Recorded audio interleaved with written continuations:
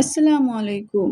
চলেন আবারও চলে আসলাম আপনাদের কাছে নতুন রেসিপি নিয়ে হায়াত ডায়েরিজে। আজকে আপনাদেরকে ডিমের কোরমার রেসিপি দেখাবো, যা অনেক লবণীয়, অনেক সুন্দর এবং আপনারা খেলে পারে হাতটা চেটে খাবেন। এত স্বাদ, যা বলার কথা না। আমি বললে আপনারা বিশ্বাস করবেন না, তো রান্না করে দেখতে হবে। চলেন আজকে দেখিয়ে দিই। আমি কিছু পেঁয়াজ লাল করতে বসিয়েছি, যেটার আমি বেরেস্তা করে নিব। আমি কোনো মশলাতে দিব না। তো আমি পেঁয়াজটাকে সুন্দর করে ভেজে লাল করে রাখছি। পেঁয়াজটা ওদিকে লাল হচ্ছে, আমি ডিমটা বয়েল করে রেখেছি। এটা কাঁটা চামচের দ্বারা আমি দেখেন ফুটো করে নিচ্ছি সুন্দর করে। আমি ডিম ভাজবো না তেলে, আমি এভাবে বয়েল ডিমটাই দিব। তারপর এখানে তিল, কাজু বাদাম, কাঠবাদাম রেখেছি, এগুলো ব্লেন্ডারে ব্লেন্ড করে নিব। দেখেন আমার ব্লেন্ড করা হয়ে গেছে। আমি কিছু পেঁয়াজ নিয়েছি, সেগুলো ব্লেন্ড করে রেখেছি। দেখেন বেরেস্তা আমার রেডি, বাদামের পেস্টটাও রেডি এবং পেঁয়াজটাও রেডি। আমি বেরেস্তার মধ্যে কিছুটা চিনি দিয়ে দিচ্ছি। চিনি দিলে সেটা মচমচে হয়ে থাকে, সুন্দর ক্রিপসি হয়ে থাকে। তো চিনি দিয়ে আমি ভালো মতন বেরেস্তাকে মাখিয়ে দিচ্ছি। দেখেন এখানে বাদামের পেস্ট আছে, পেঁয়াজের পেস্টও আমি এখানে রেডি করে রেখেছি। সসপ্যানের মধ্যে পেঁয়াজটা ঢেলে দিলাম।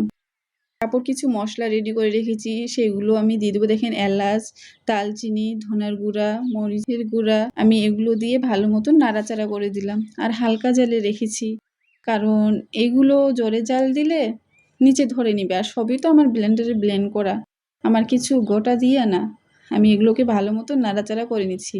এখন আমি বাদামটাও এর মধ্যে ঢেলে দিলাম সুন্দর করে। দেখেন ঢেলে দিয়ে এখন এটাকেও লাড়তে থাকতে হবে, নাহলে নিচে ধরে নিলে তো আমার খাবার স্বাদটাই নষ্ট হয়ে যাবে, নিচে পুরো একটা গন্ধ চলে আসবে। সেই জন্য আমাকে লাড়তে থাকতে হবে, এই জিনিসটা নাড়াচাড়া করতেই হবে। তার মধ্যে কিছু মশলা, জিরা বাটা, আদা বাটা এবং রসুন বাটা, আমি এগুলো দিয়ে দিলাম।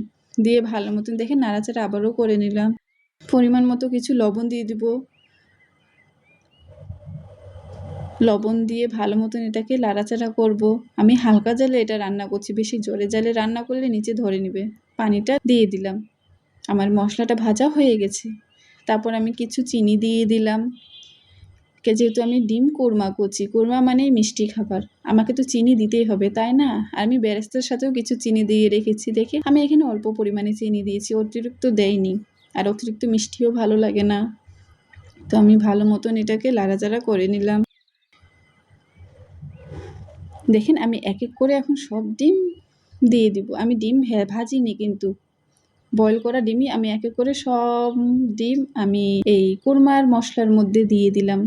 দিয়ে নাড়াচাড়া করে এটাকে ঢেকে রেখে দিব সুন্দর করে। এটার যে মশলাটা, সেটা একটু ঘনত্ব হওয়ার জন্যে।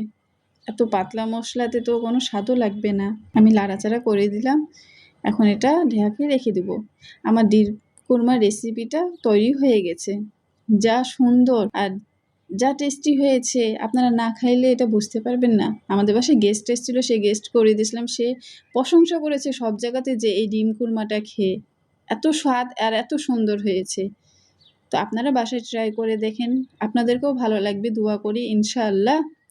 ভালো না লাগলে অবশ্যই কমেন্টে বলে দিয়ে যাবেন যে আমি মিথ্যা কথা বলেছি। অবশ্যই স্বাদ আছে, অবশ্যই ভালো আছে খাবারটা। দেখে আমি আপনাদেরকে রিকোয়েস্ট করে বলছি, আপনারা অবশ্যই বাসায় ট্রাই করে দেখবেন এত সুন্দর জিনিসটা। আর আমার চ্যানেলে এসে সাবস্ক্রাইব করে দোয়া করবেন। আল্লাহ হাফেজ।